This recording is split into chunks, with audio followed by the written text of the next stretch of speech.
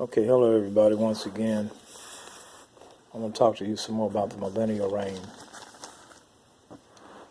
The millennial reign, first of all, I want to say, Father, help me convey this message to your people, and I pray that the understanding will be increased and help me to do a good job at conveying this message and encouraging whoever the listeners. Amen. This information that I'm giving you all is not something that I came up with last week or last month.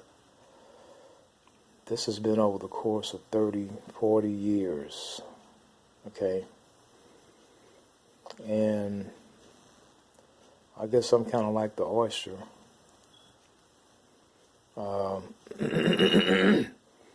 They say the pearls come from the oyster's misery. When that oyster get a tiny grain of sand in that shell,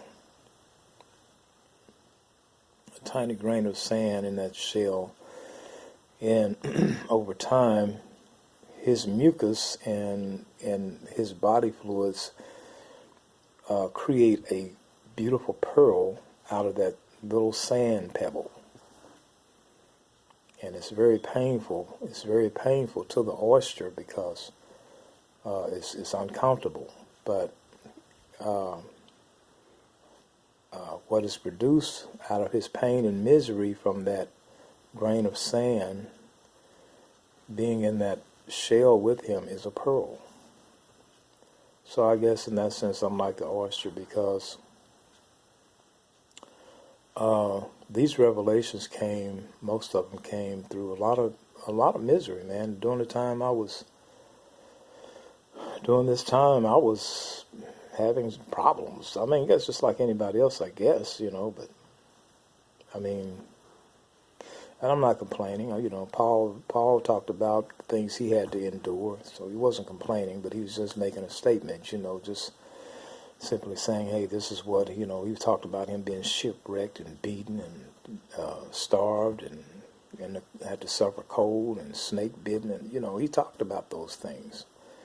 And so I'm not complaining or whining and crying. I'm just saying, that during the times that I received these revelations, they were very stressful times. Very stressful. And I don't know how I did it except the help of God, the grace of God. But yeah, I received these revelations during very stressful times and over the course of 30, 40 years. So I'm not just giving you something that I made up or conjured up. And I would challenge anybody out there to write me, ask me any question pertaining to the millennial reign or the second coming. Now, there are one or two scriptures I still don't quite understand pertaining to the second coming. Okay, there are one or two, maybe three or four. But for the most part, I think I can answer your questions. Okay? And I can point it to you. I can take you to the scriptures to prove it. So I didn't get these revelations on my own. I didn't make this stuff up. I wouldn't do that. I wouldn't just conjure up something. Okay, you don't do that with God and His Word. It took me a long time to really understand that God was speaking to me. It took me a while. It took me a while to understand that the things I was seeing in my sleep was actually real and they were not just dreams. We have been conditioned to believe that what we see in our sleep are just mere dreams and nothing more. But the thought came to me one day: what if what you were seeing in your dreams are real? And I considered that, and I said, well, if these things are real, man, that's going to open up a whole new arena, a whole new world. That's going to raise thousands of more questions. And so, I come to believe that what I'm seeing in my sleep is real most of the time. I believe all the time. What you see in your sleep may not always be from God. It may be because of other things, but I believe it's real. But anyway, I'm going to talk some more about the millennial reign. Now, here's something you will not hear in a church, because, as I said in my other video, sometimes we feel like we are holier than God. There are some people think sex is unholy. And God has told us to have, He's actually commanded us to have sex, to copulate. He told us be fruitful and multiply when He created Adam. Then He spoke it again twice. I mean, God only has to speak something one time for it to be carried out. But He spoke this twice. He spoke it again when, after the flood, on Noah, be fruitful and multiply. So He has commanded us to have. This is the reason why kids, and they gonna have sex. So I used to think, well, we shouldn't buy them condoms and give them condoms and stuff like that, because you're just encouraging them to have sex. No, you're not encouraging them. They are already encouraged. They are already encouraged. I mean, just think about it. When we were younger, I was so gung-ho about having sex with my girlfriend. I don't know what could have stopped me. That's just in us, at least most people. Now, some people, they're not as fast and in that area, but most people, they're gonna have sex because that word has been spoken on us. This is the reason why a lot of times you might find women who's got 5, 6, 7, 8, 9, 10 different kids by 5, 6, 7, 8, 9 different men. It's because it's not that they are bad women or nasty women, as a lot of us call them, but that word has been spoken on her to be fruitful and multiply. She may not find the husband of her. She might not never find a husband that God has for her. Her husband may have just refused her or something. She just never found her husband. But she's still going to have sex and multiply. She's still going to do it. Even if she do it with 10 different men, she's going to do it. And so I believe this is the reason why God offers us grace in this area to a lot of us, because we're going to have sex, man. And so in the millennial reign, I don't know how I'm getting on. I guess this direction I need to go then on the area of sex, because I wasn't going to talk about the sex part. So it just look like I'm going in this direction, so I'm going to go ahead and go. But in the millennial reign, you got people talking about there ain't going to be no sex in the millennial reign. Man, it's going to be more sex. Actually, let me change this a little bit. It's not going to be sex as we know sex now. It's not going to be sex as we know sex now. Okay, the sex we know now is really it wasn't the original plan. The way we have sex now wasn't the original plan. We were originally made to copulate and make love and romance each other like gods, because we were made in the image and likeness of God. And that's how we were made. That's how we were created to. We were created to copulate and have sex like the gods, because we were made in the image and likeness of the gods, or Elohim. Okay? But man, after man sinned, then man fell from making love like the gods to making love like humans. And that's just a normal way we have sex now. And it didn't stop there. He fell from making love like humans to making love like animals. Okay, humans They fell from making love like humans to making love like animals.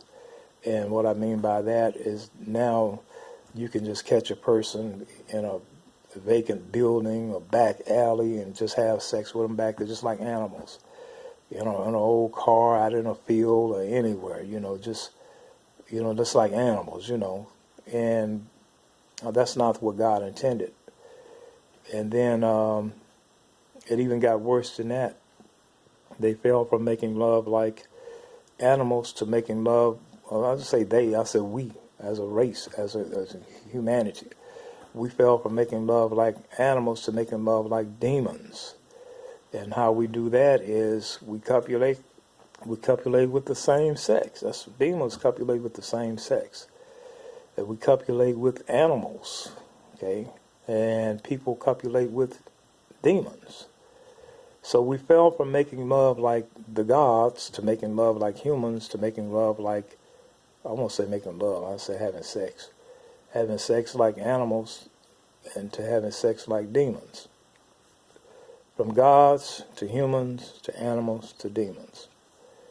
Okay, after we sinned, but now that wasn't God's original plan for us, for this to happen.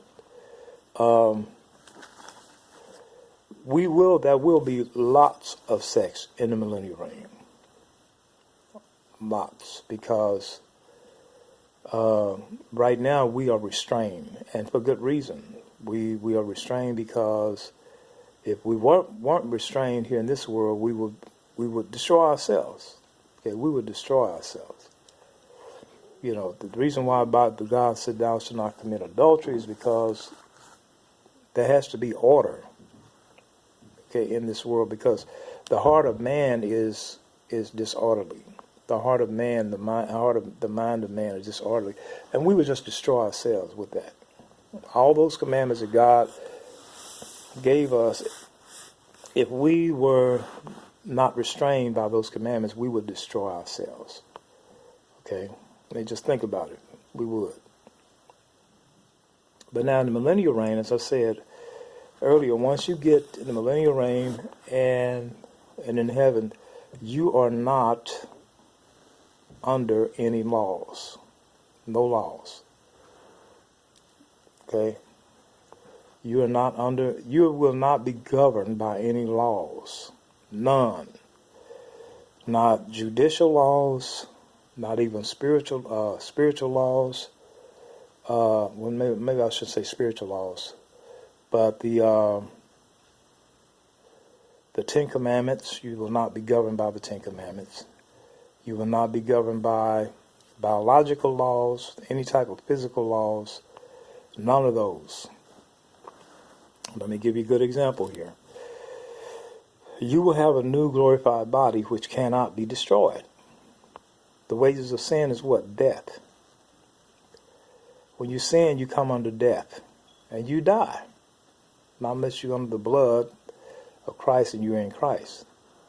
But once you receive your glorified body, then you've been reborn unto life. You're going to live forever. You can't die. Even the law of gravity will have no power over you. You'll be able to fly. You'll be able to levitate. The law of gravity. Remember what Jesus Christ did? He ascended into heaven. The law of gravity didn't have no power over him. So if you got up on a building, you want to jump off an Empire State Building or Sears Tower, it's not going to happen to you because you have passed from death unto life. You're not going to fall and get splattered all over the sidewalk. Your body cannot be destroyed. Okay? And if you do decide, well, I don't want to fall, I'll just float down. Because you have that power. You have the power over gravity. The law of gravity. No law will have power over you. Even physical, biological laws. You can eat anything you want to eat. You can drink anything you want to drink. It's not going to hurt you. Okay? That's the reason why I was saying yesterday in my video, you can drink. There will be drinks we can drink. They're not going to hurt us.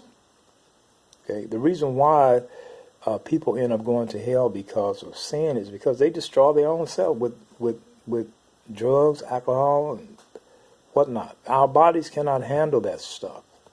But when we receive our new glorified bodies, nothing will be able to destroy it. Okay? And so we will not be subject to any laws. We will not be governed by any laws. But now the mortals will. The mortals will have to keep the Ten Commandments. And we will enforce that. Okay? We will enforce them keeping the Ten Commandments. See, right now, as a Christian, my spiritual man is not under any law. I am free. I am free, my spiritual man. But my physical man, this physical body, is still under law. And if you don't believe me, your physical body is still under law, go break some law.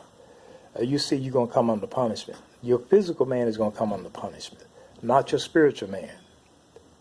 Okay, your spiritual man can't be hurt. Okay, because you're like Christ and you've been reborn again. But your physical man, you break any law, I don't care what it is, you violate the law of gravity, you violate the law of electricity, you're going to get electrocuted. You violate physical, biological laws, you're going to hurt your body. Okay, any type of law, you go out here and rob a bank and break judicial laws, you're going to get in trouble. This physical, and you can be in prison, your physical man be suffering in prison, but your spiritual man can be free, still free. Okay, so as long as we're in this physical body, this physical body is under physical laws. But now once this body is changed into a spiritual body, then our body, soul, and spirit are free from any physical laws. Okay? So you will not be under the Ten Commandments. You will not be governed by the Ten Commandments, those laws. You will be governed only by love, life, liberty, peace. That's what you're going to be governed by. Okay, whatever you do, you're going to do because of love. You're going to do because of peace. You're going to do it because of liberty. You're going to do it because you're free. You're going to do it because of life. Whatever you do, it's going to be done because of life, liberty, peace, freedom. Okay, that's why you're going to do whatever you do. Whether you go to a party, whether you go to a baseball game, whether you become involved with a lover or opposite sex, whether you start your own business, whatever you want to do, it's going to be done because you're free and because you are because of love and because of liberty and because of life. You're life, you're alive, you're free. But you will not be governed and you will not do anything because of law. And right now, we do a lot of things because we are subject to the laws. Okay? And we don't do a lot of things because we're subject to laws. But when you receive your new glorified body in the millennial reign, you will not be doing anything because of law. Okay? Now, you will not hurt. The reason why you will not hurt a person just out of spite in the millennial reign is because, not because of the law says thou shalt not, or not because you're going to get in trouble with the law, but because you love them. That's the reason why you won't just hurt them just to be hurting them or, okay, but because you love them. Okay, now, I'm digressing from one thing to another, I know. But there will be sex in the millennial reign, but not like we know it here. Sex here is very hard work. Okay, let's just be honest. That's hard work, man. You can break a real good sweat, okay, in this life with sex. Matter of fact, there's some people actually die from having sex. Okay, and one of the reasons for that is because the sex in this life stems out of a body of death. This physical body is a body of death. Okay, and so the sex in this life stems out of the body of death. Even though there might be some pleasure in it and some gratification in it, still compared to what was coming, it's really no comparison to what's coming. We have sex out of a body of death. That's the reason why some people die from having sex. So the sensation that you receive from this body of death is going to be very different from the sensation that you receive when you have your new glorified body of life. It's going to be very different. Okay, it's going to be, as a matter of fact, you could not, if you were to engage with someone sexually in a body of life right now, your physical body couldn't stand it. It would kill you. This physical body could not stand the immense pleasure that would come from sex with someone with a holy spiritual body. Okay, it just couldn't handle it. So right now, we're having sex in a physical body of death, and the sensation is different than what you will have in a spiritual body of life. So, yes, there will be lots of sex in the millennial reign because you will be free to be with whomever you choose. Okay, whomever you choose, and that wants to be with you. Now, you know what?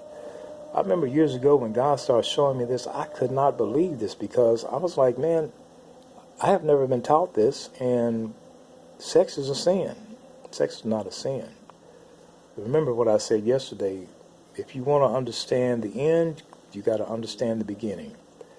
God said he declares the end from the beginning. He explained the end in the beginning. In the beginning, there was no marriage. People take that scripture and say, well, the Lord said there will not be any marriage in heaven or given in marriage. No, it won't be no marriage in heaven. We won't need marriage in heaven and in the millennial reign. Marriage is for the lawless. Marriage is for the physical man. Marriage is for people who are under the law. That's what marriage is about, under that Mosaic law. Okay?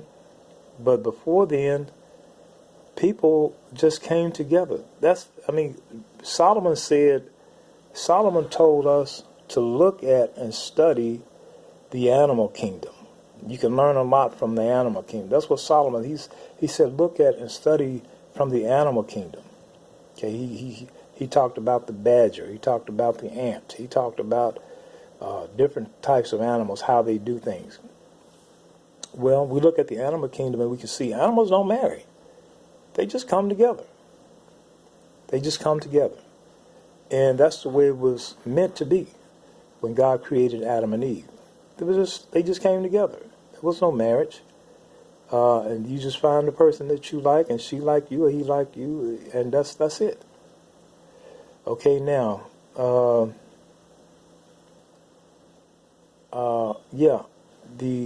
will be sex, plenty of sex, and you will be free to be with whomever you choose. But the sexual, it's not going to be like it is now. Okay, the sex we have now stems out of a body of death. So the sensation is going to be very different from what we will experience in a body of life. It's going to be very different. Okay, it's going to be much better. Now, let me see. I had this video done once before on sex. Okay, you know what? I'll have to do probably 3 30-minute videos on this sex thing. I'm telling you, it's a lot. God taught me a lot about this. And I remember, I don't know if y'all remember me telling you all, I remember when God began to teach me about sex in the millennial reign and sex in heaven and stuff like that. I couldn't believe it. I was like, come on, we don't do sex in heaven and stuff. That's going to be over with. God created sex. He made sex. And it's not going to stop. It's not going to stop no more than music, no more than eating and drinking, no more than parties. All that fun stuff is not going to stop. Okay? Now I remember seeing Adam and Eve having sex. And I'm going to say this, and then I think I'm going to end this video. And I'm going to have to start over and talk some more about it. But in this vision, in this dream actually, and this was real. This wasn't just a dream. I'm just going to make this clear right now. But I was like standing up on like on a balcony or something, and God was sitting. He was sitting on the balcony. I was standing right next to him, and it was very common thing for me. I didn't seem to be surprised. Like, oh, this God, wow. It wasn't like that. It was like we was just had known. It was like we had known each other forever. And this is another reason why I believe we existed before we came to planet Earth. But anyway, I was standing there and I was looking, and Adam had just sinned. We was both looking down at Adam, and he had just sinned, and he was on his knees crying, and he was whimpering and crying. And God said, "Now, Adam," he said, "you know what I told you, right?" Adam was going, "Yes." He was crying, "Yes." He said, "Now, you know I told you that if you eat that fruit." Every time God questioned him, he said, "Now you know." That's what he told Adam. He said, "Now you know." And he said, "You know I told you not to eat that fruit." Adam goes, "Yeah." He was crying and went, "Yes." He said, "Now you know what I'm going to have to do, right?" Adam goes, "Yes." Yes. He said, "Now you know that there's no other way around." Every time he said, "Now you know," and Adam would go, "Yes, I know, yes." He was crying and whimpering. And here come Eve. Eve come up there. I have never in my life seen such a gentle caress that she put on Adam at that moment. And she touched him so gently while he was on his knees crying and whimpering to God and repenting. And she touched him so gently, and she kissed him so gently. And he was still whimpering on the board, still whimpering and crying. Then she caressed him some more and kissed him just so gently again. Then that whimpering kind of slowed down a little. Then she caressed him, kissed him so gently again. Then that whimpering slowed down some more. And then she kissed him so gently again, and that whimpering stopped. And I was just standing there looking. God was just looking too. And then she kept kissing. And then after a while, boy, he turned around, and they got to kissing. And they was going at it, boy. And anyway, she climbed up. He was like on his knees. I can't explain how they was having sex. The position is kind of hard to explain. I've seen other spiritual beings have sex this way. Like he looked like he was on his knees, but she was on top of him. That's the best I can explain it. But somehow they was able to have sex like that. And boy, they was going at it, boy. I was just standing there looking. I didn't feel embarrassed or shame about looking. I didn't have nothing to feel funny about it or anything like that. I wasn't getting my rocks off either. But I was just standing there just looking, and then God he just got him kind of walked away.